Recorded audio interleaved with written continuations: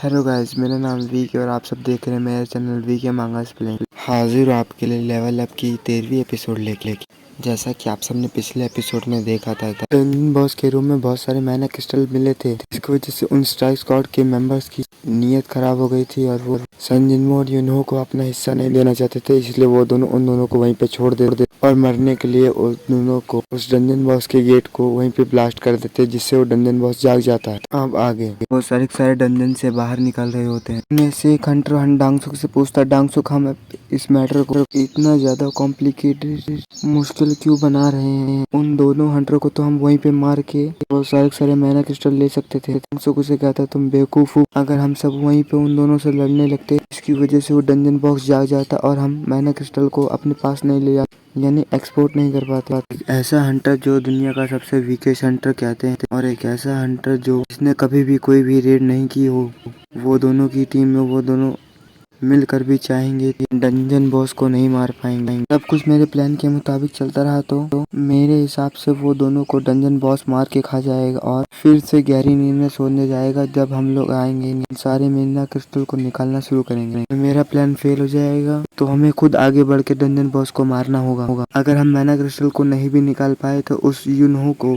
मार के उसके सारे इक्विपमेंट ले लेंगे। लगता है वो काफी ज्यादा महंगे बिकेंगे और उन सब चीजों से हमारा काम भी हो जाएगा। डांगसू कहता है, चलो तुम सब पता करो कि वो किस अमीर फैमिली से आता है। डांगसू भी अपने फोन निकाल के पता करने लगता है कि वो कौन सी फैमिली से। कोवांग कहता, लगता है बॉस अभी तक गुस्से में है। कोवांग हंटर कहता है कि आपको लगता है बॉस कि हम सब उसे हरा सकते हैं?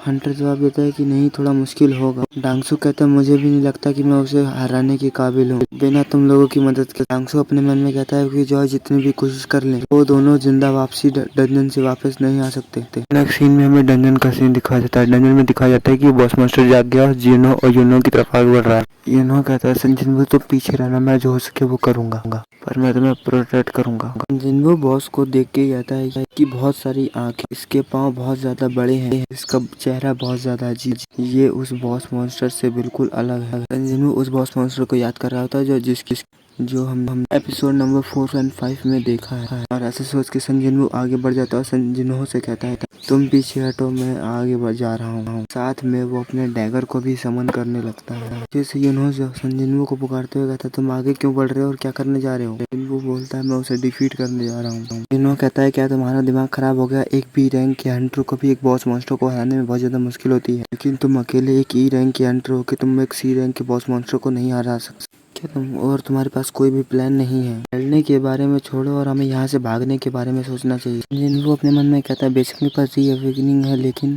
मैं अभी भी वीक हूँ। वो बॉस मॉन्स्टर सन जिनवो के सामने जाकर रोर कर रहा होता है। सन जिनवो उसके सामने सोचता है कि मुझे याद है कि ब्लू वेनम से कसाका, ये डैगर उसके दांतों से बना है। ई रैंक के डंजन बॉस के मुकाबले स्ट्रॉन्ग था और वो एक गोलम मॉन्स्टर जो एक डी रैंक का बॉस मॉन्स्टर था, गोलम मॉन्स्टर भी स्ट्रॉन्ग था। वो दोनों मॉन्स्टर काफी ज्यादा वीक थे इस मॉन्स्टर के मुकाबले। इसको हराने में मुझे काफी ज्यादा मुश्किल भी हो सकती है। जब भी मैं इस मॉन्स्टर की तरफ देखता हूँ पहले की तरह कांपने नहीं लगता। इस बात को सोचकर संजिनवो मुस्कुराता है। जैसे ही संजिनवो मुस्कुराता है वो बहुत आगे बढ़ना शुरू हो जाता है। संजिनवो भी आगे बढ़ता हुआ कहता है, मेरा करंट लेवल 18 है, शायद मैं एक सी रैंक के बॉस को डाउन कर सकूं। वो बॉस मॉन्स्टर आगे बढ़ता है, यूनो को भी देख के घबराहट होती है और संजिनवो का नाम पुकारता है, लेकिन वो ये देखकर काफी ज्यादा हैरान हो जाता है कि संजिनवो उसके पास काफी ज्यादा स्लैशेस मार रहा होता है। संजिनवो पहले अटैक में उसके सर के ऊपर से पहला अटैक करने में कामयाब हो जाता था और उसके डैगर में उसका ब्लड लग जाता है। कसाका वेनम फैंग का डैगर काफी ज्यादा स्ट्रॉन्ग है, उनको चलाने में आसानी होती है, संजिनवो कह रहा होता है। उस मॉन्स्टर संजिनवो के पास से निकलता है। संजिनवो वहीं पे खड़ा होकर कहता है, मेरी हंटिंग अब स्टार्ट होती है। इसका ऐसा कहकर संजिनवो एक पोज मारता है। संजिनवो फिर पलट के बॉस मॉन्स्टर की तरफ देखता है। यूनहो भी दोनों को देखकर काफी ज्यादा हैरान और शॉक में होता है। संजिनवो और बॉस मॉन्स्टर दोनों आपस में लड़ने के लिए फिर आगे बढ़ते हैं। यूनहो कहता है, क्या इसका रैंक सही में असली में ही ई रैंक है? मुझे तो नहीं लगता है ई रैंक का हंटर है। उसके सामने संजिनवो डंजन बॉस के ऊपर काफी ज्यादा स्लैशेस मार रहा होता है। डंजन बॉस अपने पाँव से अटैक करता है। संजिनवो उसे जल्दी से डॉज करता है। संजिनवो जैसे उसके एक पाँव से डॉज करता है वैसे वो अपने दूसरे पाँव से अटैक कर देता है। संजिनवो अपने डैगर से उसको ब्लॉक करता है, उसके उसकी लेग पर एक कट मारते हुए आगे निकल जाता है। इसकी बॉडी काफी ज्यादा स्ट्रांग है, मेरे कट का भी इस पे असर नहीं होगा। मुझे अगर से डिफीट करना है तो काफी पावरफुल अटैक करना होगा। इस स्पाइडर मॉन्स्टर की 8 लेग्स काफी ज्यादा स्ट्रांग है। इसके 8 लेग्स बहुत ज्यादा स्ट्रांग है और किसी भी तरह के इसका एक अटैक मेरे लिए काफी है। मुझे इसका और वीक स्पॉट भी नहीं दिख रहा है, बस मुझे इसके 8 लेग से बच के रहना होगा। इसके 8 लेग किसी भी चीज में छेद करने के लिए काबिल। वो फिर उसको पास अटैक करने के लिए आगे बढ़ता है। वैसे वो बॉस मॉन्स्टर यानी स्पाइडर मॉन्स्टर अपना लेग आगे बढ़ाता है और संजिनवो के ऊपर अटैक करने लगता है। संजिनवो जल्दी से एक बैक जंप मारता है और पीछे हट जाता है। संजिनवो फिर बड़ी स्पीड से उसके पास जाने के लिए अटैक करने लगता है और काफी ज्यादा स्लैशेस मार रहा होता है, लेकिन उसके स्लैशेस का असर नहीं होता क्योंकि उसके बॉस मॉन्स्टर स्किन काफी ज्यादा हार्ड होती है। वो ये सब चीजें दूर से देख रहा होता है और सोचता है कि क्या ये सच में एक ई रैंक का ही हंटर है। ऐसा करना तो एक ई रैंक के हंटर के लिए बहुत ज्यादा मुश्किल है, लेकिन वो कहता है क्या हंटर एसोसिएशन वालों को इसे पता है कि ये एक ई रैंक का हंटर ऐसा कर सकता है। कोई भी ई रैंक का हंटर ऐसा नहीं कर सकता।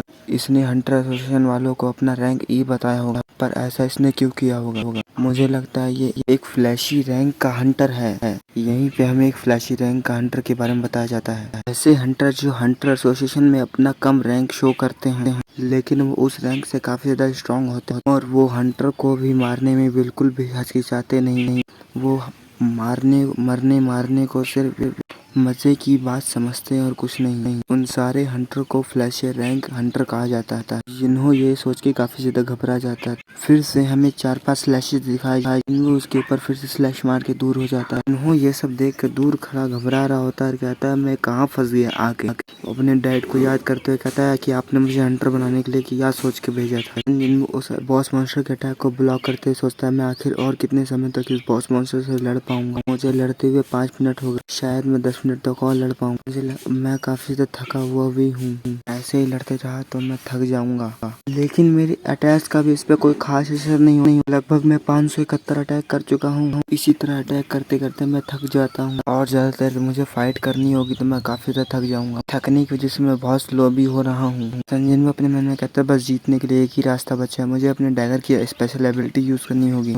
डैगर के डिस्प्ले ओपन होते हुए उसे बताया जाता है डैगर में ब्लड लगना जरूरी है, इससे अपोनेंट को पैरालाइज हो सकता है और उसके ब्लड में मिलकर 1% के हिसाब से उसकी एचपी कम करते रहे। संजू कहता है कि सारे मॉन्स्टर का एक वीक स्पॉट होता है, इसका भी एक वीक स्पॉट होगा। मुझे लगता है उसकी आंखों या सिर के पास इसका वीक स्पॉट है। ऐसा कहकर संजू उसके ऊपर अटैक करने के लिए आगे बढ़ता है। वैसे ही वो अपने मुंह से लिक्विड एसिड छोड़ता है। जिन्बू जल्दी से उसको डॉज करता है और बाहर हट जाता है। संजू यूनहो के पास जाके खड़ा हो जाता है और कहता है इसके पास भी ट्रम्प कार्ड है, मुझे लगता है जीतने के लिए मुझे अपना कोई और स्ट्रैटेजी दिखानी होगी। जिन्बू कहता है मुझे इसे डिस्ट्रैक्ट करना होगा, इसके लिए मुझे काफी ज्यादा फास्ट होना होगा। संजीवू बोलता है मुझे फास्ट होना होगा। संजीवू फिर अपने सिस्टम की मदद से अपनी स्पीड को इंक्रीज करता है और उसका सिस्टम उसे कहता है तुमने स्पीड की एक्टिविटी स्टार्ट कर दी है, इसकी वजह से तुम्हें इसे 30% स्पीड इंक्रीज मिली है। हमारी स्पीड 30% इंक्रीज हो गई है। संजीवू बड़ी स्पीड से डंजन बॉस मॉन्स्टर के पास आगे बढ़ता है। ये देखकर यूनो बहुत ज्यादा हैरान होता है, कहता है कि इतनी पास क्लोज रेंज से क्या उस अटैक को डॉज कर पाएगा। संजीवू फिर बड़ी स्पीड से उसके पास स्लैशेस मार रहा होता है। यहीं पे उसका सिस्टम उसे कहता है paralyse effect is on, paralyse has be effective. System उसे कहता है इसकी रजिस्ट करने की क्षमता काफी ज्यादा हाई है।